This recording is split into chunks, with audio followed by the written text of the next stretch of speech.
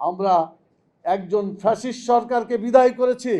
নির্বাচনের মাধ্যমে অন্যায়ভাবে আর একটা ফ্যাসিস্ট সরকার বাংলাদেশে আসুক, জনগণ এটা হতে দেবে না। মানে আজব এই বাংলাদেশ, চাঁদা না দিলেই জীবন শেষ।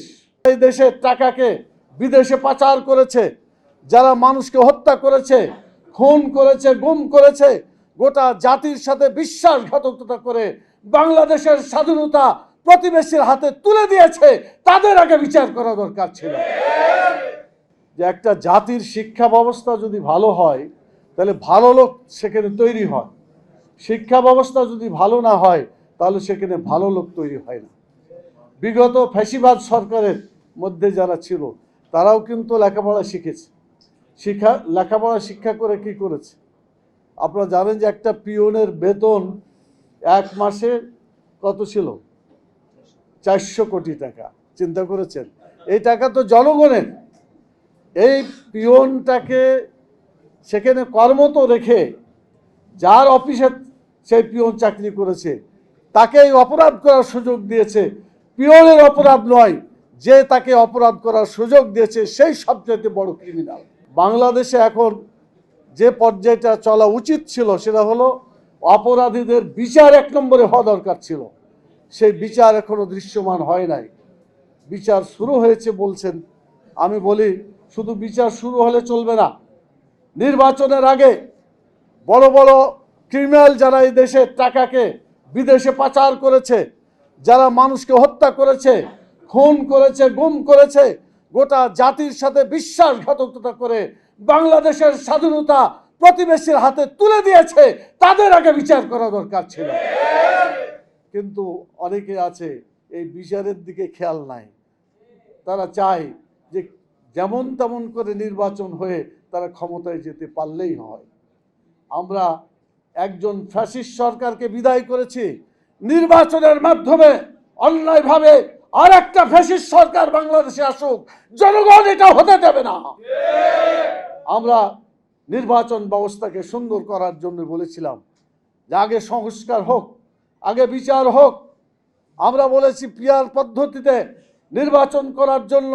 আমরা বলেছি প্রবাসী লোকদের যারা আছে, রেমিটেন্স যোদ্ধা যারা বাংলাদেশে কোটি কোটি ডলার আমাদের দেশে দিয়ে আসছে, সেই রেমিটেন্স যোদ্ধাদের এখনো তাদেরকে ভোটার করা হয় নাই। আমরা বলছি তাদের ভোটার করতে হবে।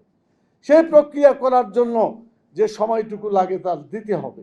নির্বাচন রমজানের আগে হোক, কোনো আপত্তি নাই, কিন্তু অবশ্যই জনগণ যে দাবি করেছে, এই দাবি পূরণের পরেই নির্বাচন হতে হবে, অন্যথায় বাংলাদেশের নির্বাচন সুষ্ঠু হতে পারে না। আজকে ওয়ার্ডে যান, ইউনিয়নে যান, উপজেলায় যান, বিভিন্ন জেলা পর্যায়ে যান, সেখানে কিন্তু নির্বাচিত প্রতিনিধি নাই। আপনারা জানেন, নির্বাচিত প্রতিনিধি সেখানে নাই। আজকে মাস্তান, বিভিন্ন ধরনের চাঁদাবাজ আজকে তারা সেখানে জায়গা করে নিয়েছে, এবং তারা আজকে গোটা দেশের যে অবস্থা করেছে, দু একটা ঘটনায় আপনারা জানেন। এখন চাঁদা না দিলে তাকে মেরে ফেলা হয়। মানে আজব এই বাংলাদেশ, চাঁদা না দিলেই জীবন শেষ। কিন্তু আমাদের এমন একটা দেশ হওয়া দরকার, এমন একটা সংবিধান দেশে প্রণয়ন করা দরকার, যেখানে সেই দেশ হবে যে এখন যেমন বলা হচ্ছে, এমন একটি দেশ চাঁদা না দিলে জীবন শেষ। তখন এমন অবস্থা হতে হবে যে এই দেশ চাঁদা চাইলেই তার জীবন শেষ। এইরকম পরিস্থিতি যদি হয়, তাহলে সৎ নেতৃত্ব গড়ে উঠবে ইনশাআল্লাহ। এক নম্বর হচ্ছে ছাত্র এবং শিক্ষকদের অবদান ছিল, সেই অবদান স্থায়ীভাবে স্বীকৃতি দেওয়ার জন্য যে জুলাই ঘোষণা হয়েছে, সেখানে কিন্তু শিক্ষক ছাত্রের অবদানের কথা উল্লেখ নাই। এটা অন্তর্ভুক্ত করতে হবে।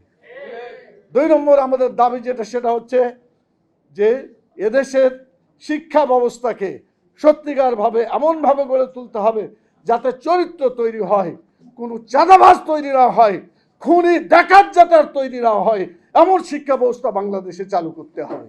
এই জুলাই ঘোষণার মধ্যে এটা একটা অসম্পূর্ণতা আছে, যেগুলা বাদ চলে গেছে, সেগুলোকে অন্তর্ভুক্ত করতে হবে।